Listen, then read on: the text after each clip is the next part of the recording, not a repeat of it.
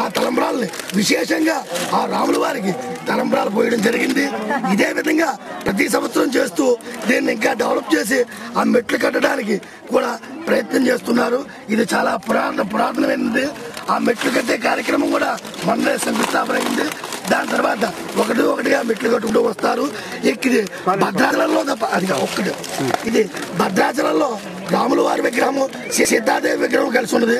అదే తరహాలో ఇక్కడ కూడా ఈ విగ్రహం ఉండడం వల్ల ఈ విగ్రహానికి ఈ యొక్క గుడికి విశేష ప్రతిష్ట వస్తుందని చెప్పి నేను ఆశిస్తున్నాను. నా సంకల్పం ఇది. 13వ శతాబ్దానికి చెందిన ఈ దేవాలయాన్ని మాకు వెలుగులోకి తీసుకొచ్చిన డాక్టర్ మిరపల నారాయణరావు గారికి ధన్యవాదములు. ఆయన దీన్ని రీసెర్చ్ చేసి 13వ శతాబ్దంలో చెందిందంటే గుర్తించారు. అదేవిధంగా భద్రాచల రాముని ఆలయం మూలవిరాట్లను పోలి ఉన్న ఈ ఆలయానికి ఎంతో ప్రతిష్ట ఉందని చెప్పడం జరిగింది.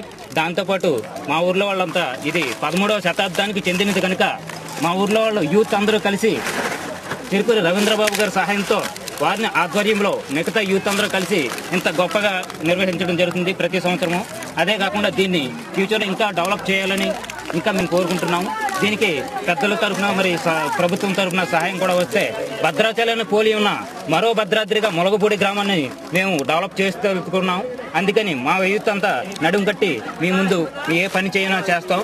మాకు ప్రభుత్వం మరియు అందరి సహాయం కూడా కావాలని కోరుకుంటున్నాం.